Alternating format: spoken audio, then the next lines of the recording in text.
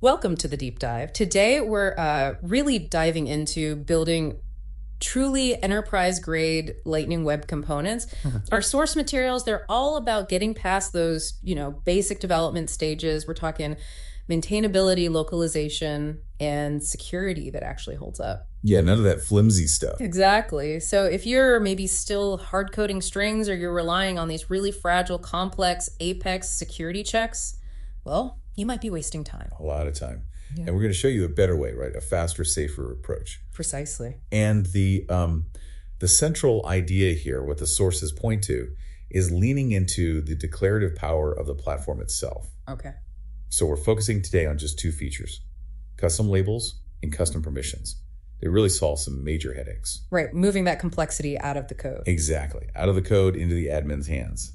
Okay, let's start with custom labels then. Break that down for us. I mean, someone might think, I only change a button title once every couple of years.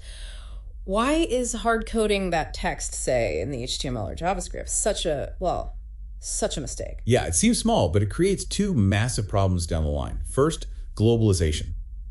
Think multinational companies. Right. Frankly, automatic translation is key. Yeah. Using a custom label means your component is instantly ready for, any language your Salesforce org supports. Yeah. No extra localization code needed from the developer. Zero. Okay, that's a big one. What's the second? Maintenance efficiency. Pure and simple. Imagine you need to update, say, a standard warning message. Okay. If you hard-coded that string across 30 different components, you could spend days, maybe a week, just finding and updating files. Oh, yeah. Nightmare. But with a custom label, yeah. You change it one time in Salesforce setup, boom, all 30 components are updated instantly. That's a huge time saver. The ROI is pretty clear there.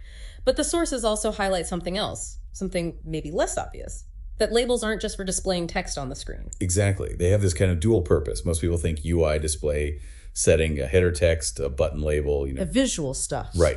But they're also crucial for runtime logic and feedback. This means you can use that same translatable label, maybe something like label warning authorized, right inside your JavaScript functions.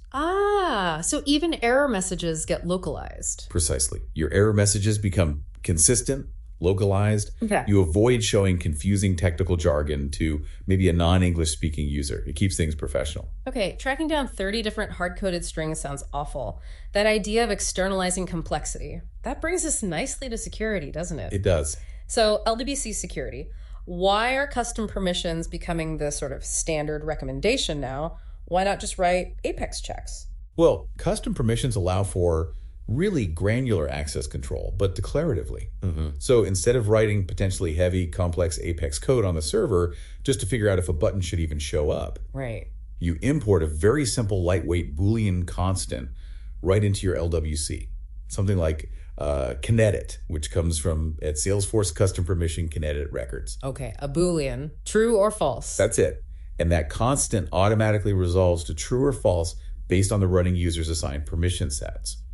No complex code needed in the component just for that check. And the really interesting part there, the implication for the business, I guess, is that this pulls the developer out of the loop for access changes, right? Completely. It's a huge shift, actually. The Salesforce admin now fully owns managing that access through standard permission sets.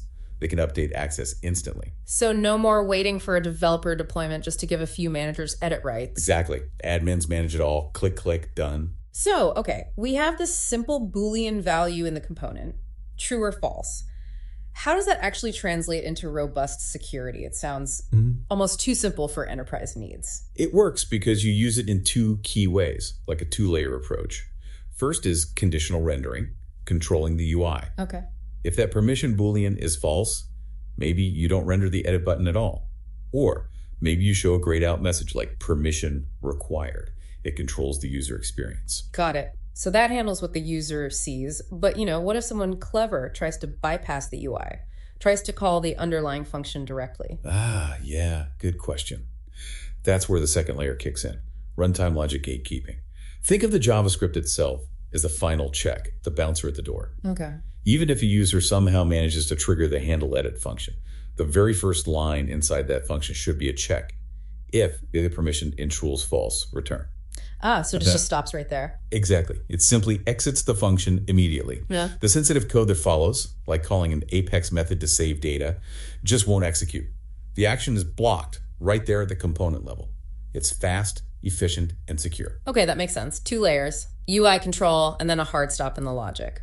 So wrapping this up, we've seen custom labels giving us maintainability, localization. That's streamlining things. And then custom permissions delivering this simple but really robust declarative security. Right. By using these platform features together, you're essentially shifting key administrative functions out of your code and into standard Salesforce admin tools. Makes your LWCs much more enterprise ready. Absolutely. And connecting it to the bigger picture, like you said, it just streamlines the whole component lifecycle. Decisions about text, about access, they now live with the admins, the people who should be managing them. It empowers the right roles. Okay, so building on that idea, relying on the platform, here's something for you, the listener, to think about.